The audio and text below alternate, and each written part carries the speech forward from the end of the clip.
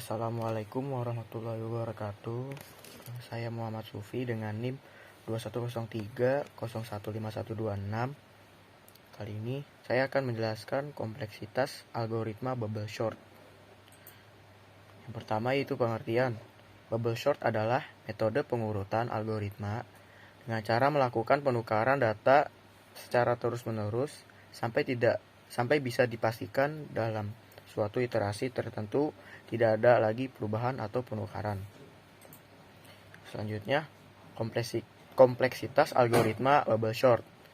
Terdapat 3 jenis case atau kasus pada kompleksitas algoritma bubble sort, yaitu yang pertama base case, yang kedua worst case, dan yang ketiga average case. Yang pertama, kondisi atau keadaan base case. Data yang disorting telah terurut sehingga proses perbandingan hanya dilakukan dalam satu kali pas. Proses perbandingan hanya dilakukan untuk memverifikasi keurutan data. Contoh dari kondisi base case adalah data 4, 5, 7, 9. Di sini hanya dilakukan satu kali pas. 4, 5, 7, 9, 4, 5, 7, 9. Dari proses di atas dapat dilihat bahwa tidak terjadi penukaran posisi sekalipun, sehingga tidak dilakukan pas selanjutnya. Perbandingan elemen dilakukan sebanyak 3 kali. Yang kedua yaitu keadaan atau kondisi worst case. Kondisi worst case merupakan kondisi di mana pengurutan atau pergeseran data terjadi sebanyak mungkin. Seperti contoh, data terkecil berada pada ujung array. Contoh worst case adalah data 9754. Dapat dilihat pas-pasnya.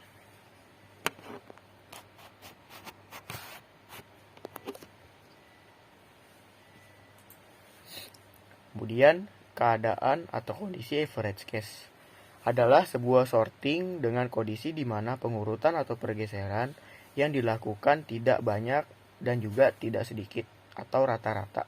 Seperti pada contoh data array 4957.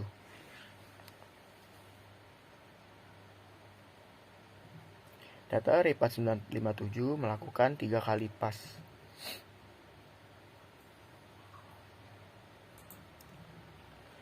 Untuk selanjutnya yaitu kelebihan dan kekurangan bubble sort. Yang pertama adalah kelebihan. Kelebihan yang pertama yaitu proses perhitungan bubble sort merupakan metode yang paling sederhana. Yang kedua, algoritma bubble sort mudah dipahami. Dan yang ketiga, langkah atau tahapan dalam pengurutan data sangat sederhana. Selanjutnya itu kekurangan. Yang pertama, proses perhitungan bubble sort menggunakan metode pengurutan termasuk paling tidak efisien. Walaupun dianggap sederhana, karena proses pengurutan data dilakukan dengan tahapan satu-satu, mulai dari data yang paling awal sebelah kiri sampai data terakhir.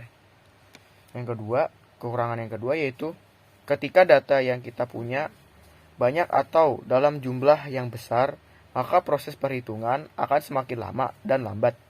Karena proses pengurutan data secara tunggal atau satu-satu.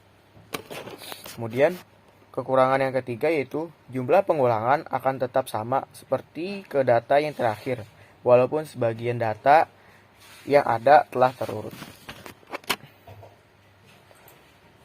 Demikian presentasi dari saya. Kurang lebihnya mohon maaf. Wassalamualaikum warahmatullahi wabarakatuh.